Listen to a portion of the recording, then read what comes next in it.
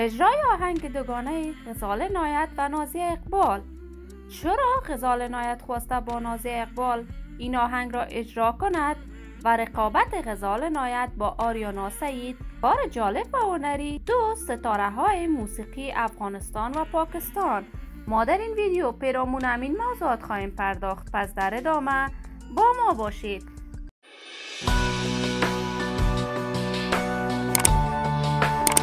سلام، شما را خوش آمدید میگم به یکی دیگر از ویدیوهای جذاب کانال دنیا اینفو.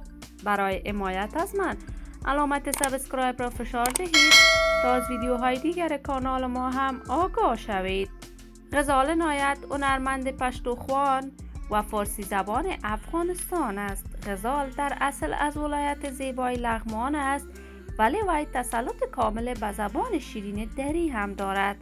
غزال کارهای هنری خود را 10 سال پیش آغاز کرد و توانست در میان مردم افغانستان از شهرت هنری خاصی برخوردار شود.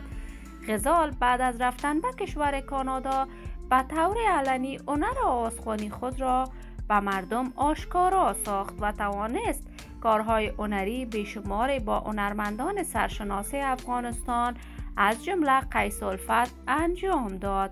غزال اکنون در میان جوانان افغانستان از شهرت هنری خاص برخوردار است، ولی همیشه در تضاد و رقابت با آریانا سعید می باشد.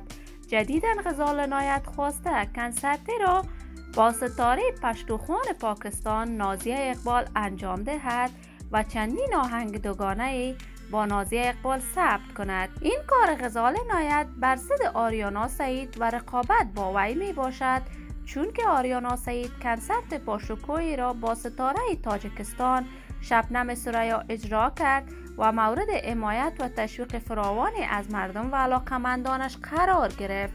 این بار غزال نایت می خواهد شاهکار در تاریخ هنر موسیقی افغانستان و پاکستان انجام دهد، ولی ما آرزوی موفقیت، سلامتی و کامیابی برای تمام جوانان کشور خود داریم. دوستان نهایت عزیز، شما هم نظریاتتان را در بخش کامنت با من شریک بسازید.